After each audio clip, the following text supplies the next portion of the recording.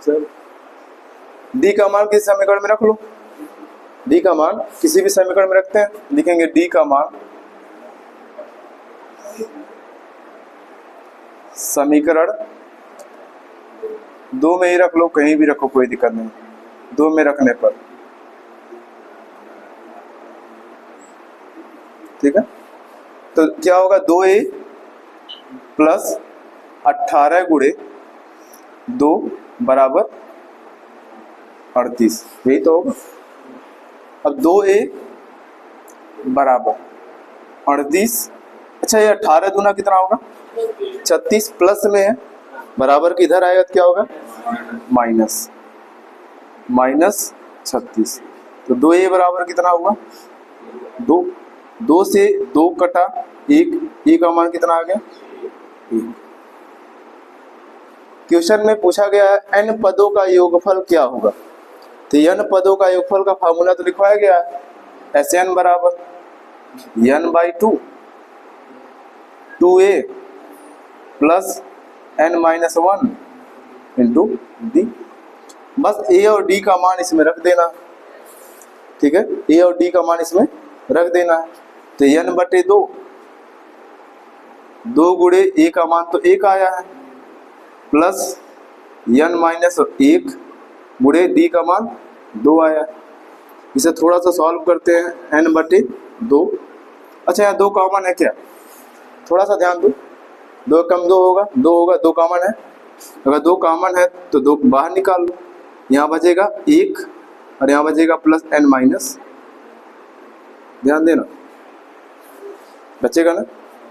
देखो 2 से 2 कटा, 1 से 1 कटा, तो n गुणे n बचा है, n गुणे n, और n गुणे n क्या होता है n², अरे इसका आंसर होगा,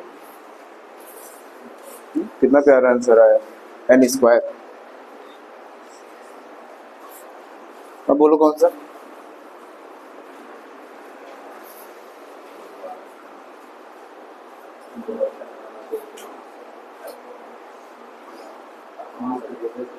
आठवां,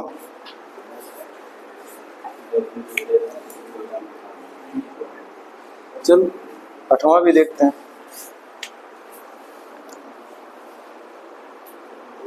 ये क्वेश्चन एनसीईआरटी में भी है। 200 लट्ठों को ढेरी के रूप में इस प्रकार रखा जाता है कि सबसे नीचे वाली पंक्ति में 20 लट्ठे, उससे अगली वाली पंक्ति में 19 लट्ठे, उससे अगली वाली पंक्ति में 18 लट्ठे, ठीक है।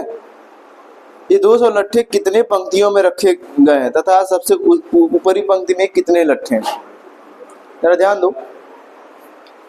लट्ठा सबसे नीचे लाइन में 20 लट्ठा है, उसके ऊपर रखा गया तो 19 लट्ठा, फिर उसके ऊपर रखा गया 18, उसके ऊपर 17, उसके ऊपर, इसका मतलब यहाँ मैं लिख रहा हूं लट्ठों की संख्या द्वारा, लट्ठों की संख्या द्वारा बनी समांतर श्रेणी, बनी समांतर श्रेणी बराबर, जरा ध्यान दो। सबसे पहले कितना रखा गया 20, उसके बाद उसके ऊपर 19, उसके बाद 18, उसके बाद 17, ठीक है। इस तरह से एक समांतर श्रेणी बना है, साफ साफ दिख रहा है, एक एक का अंतर है। कुल कितने लट्ठे रखे गए हैं 200 लट्ठे, साफ साफ क्वेश्चन में कहा जा रहा है कि 200 लट्ठे रखे गए। तो 200 लट्ठे के लिए कितने क्रम हमको बनाना पड़ेगा, इसका मतलब यहाँ पर जो 200 मान दिया है वह SN द्वारा दिया है, कितना 200, ठीक है। SN बराबर कितना दिया है 200, कुल 200 लट्ठे। इस n का ही मान ज्ञात करना, हमको यहाँ से a और d का मान ज्ञात हो जाएगा, जरा ध्यान दो। a बराबर कितना होगा 20 होगा, और d बराबर कितना होगा, d बराबर कितना होगा -1 होगा ना, ठीक है, d बराबर -1 होगा।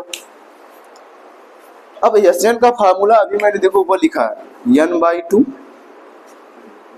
ठीक है, 2a plus n-1 into D और बराबर 200, यही तो होगा।